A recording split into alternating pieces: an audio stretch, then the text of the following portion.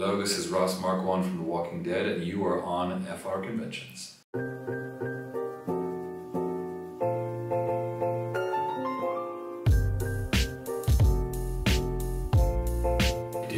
Yeah. That was 11 years ago, I guess. I auditioned for 2 other roles before Aaron over like the span of 3 years, and then I gave up acting. I wasn't going to pursue acting ever again, and then I got the last audition for The Walking Dead, which ended up being Aaron, and it was super easy. I mean, we taped it on a camera like this 2 times. We did the scene, and that was it. And then the next week I got a call and they said I booked the part. That was the easiest audition of my life. It was amazing, honestly. Yeah.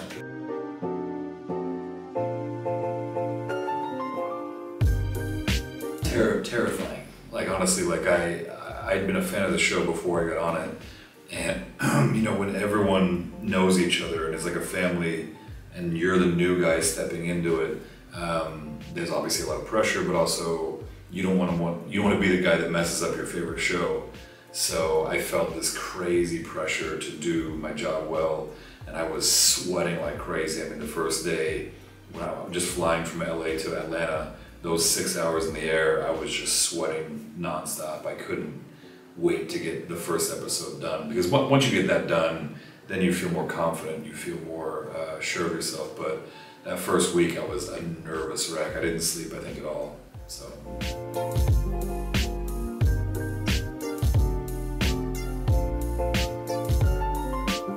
Well, that's a big part of my time with the writers, because I think they were trying to keep him like this sweet, innocent, kind guy forever.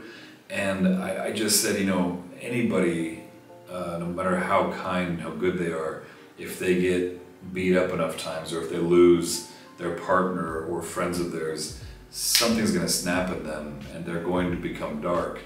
And they didn't really see it going that way for the first few seasons, and I just said, guys, come on, like this doesn't make sense, you know, this guy's too nice. And finally they let him go a little darker once Aaron lost his arm in season 9, and I think that things really went to a dark place after that, which I think was good.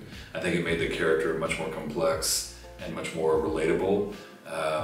And more interesting, for sure, yeah.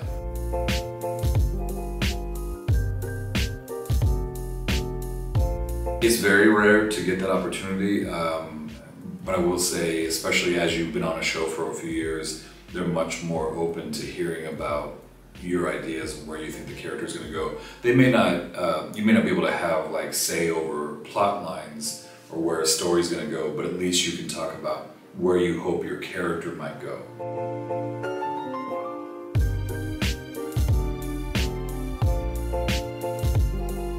Absolutely, yeah. No, I was very proud of that, and I still am. And I can't tell you how many times I've met fans who have told me that those characters helped them come out of the closet to their family, to accept their own, you know, sexual orientation. I love that. Like it's the best feeling that I've ever had from this industry. It's just meeting fans who like say, "You really helped me accept myself." Like that's the best feeling ever. And I love that Jordan, who played Eric, he and I really spent a lot of time developing these characters and deciding how they met, what kind of work they were doing at the time in the Peace Corps, and you know, we had a lovely scene in season 11 where Aaron's talking to Lydia, and he's just saying, you know, I can see how you're looking at Elijah and how you're looking at each other, and he just says great advice. He said, don't wait like I did. You know, because I kept pushing Eric away for 6 months or something. I wouldn't go out with him because I just wasn't ready or whatever. And he said, you know, if I could go back in time, I would have said yes right away. And I think it's a great lesson of just like embracing the moments that we have with those who we love for as long as we can. You know, it's important.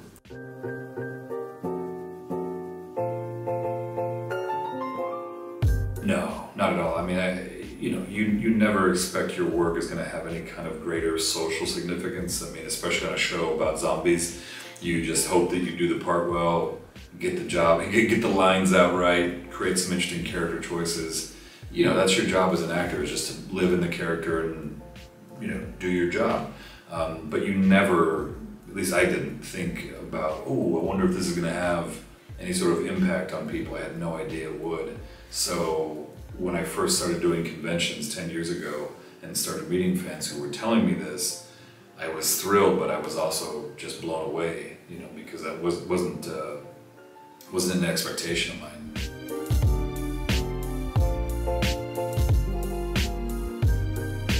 Yeah, I think losing Eric, losing his arm, losing Jesus, losing Glenn, Abraham,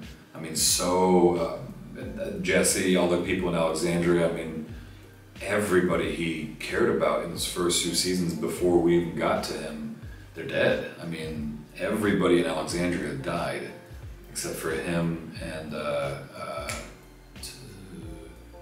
gosh, I'm blanking on his name, Kenrick, it's Soneqa's husband. I can't remember the name of the character he played, but it was just the 2 of us. Everyone else died. We're talking like 100 characters that had lines and, character development and everything. They all died. So I think you can't help but be moved by that. You can't help but be affected by that much death. And so I'm really grateful that after a few years they said, okay, you can go darker, you can grow the beard back and, be a little bit sadder as opposed to being jolly all the time, which didn't make any sense to me,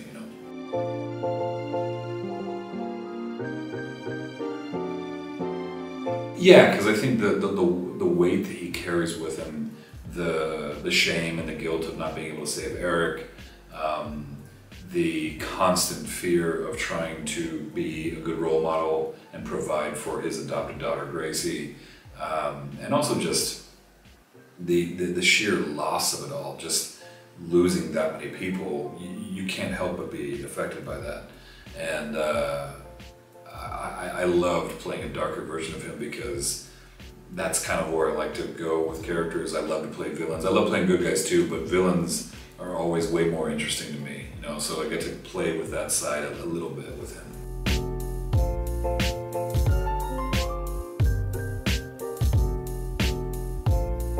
I'm so grateful that I got to play with all the heavy hitters in the show. I really wish I had more scenes with Morgan though. I love Morgan. And Lenny James is just like the coolest guy on the planet. But I will say, I felt like I got a chance to play with just about everybody, which was cool. You don't always get that on a lot of TV shows, like especially when you might get killed off every other episode. You just never know how much time you're gonna have. And I really am so grateful that I got to really act with almost every major actor from that show. It was nice.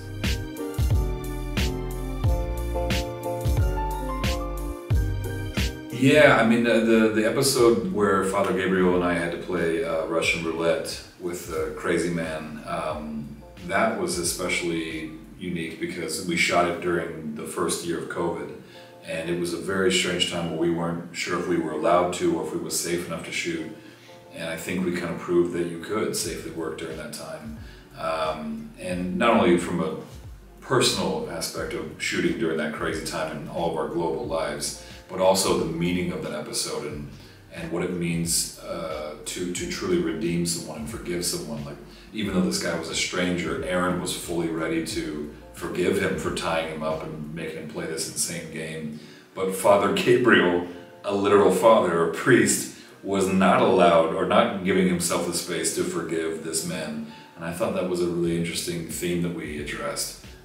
So I love it when there's like just smaller groups of people in the show, like 3 or 4 characters doing great character work. That's always where the show is best.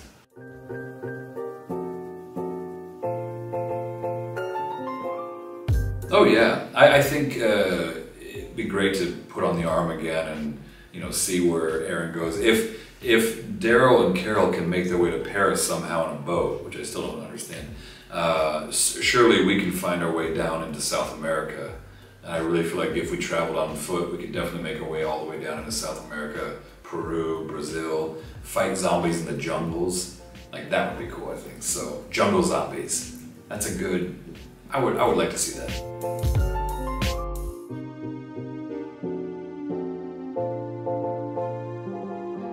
It's wild. I've been doing shows in France for 6 years now, I think, 5 or 6 years.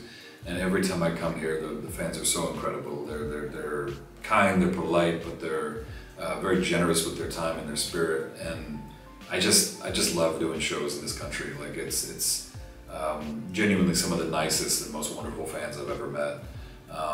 And I just also selfishly love coming to France because whether it's Besançon or Mulhouse or Le Mans, Toulouse, Paris, some other places I've been, I'm sure, it's just all good. It's all, I've never had a bad time in France. Like I think it's impossible to have a bad time in France, in my opinion.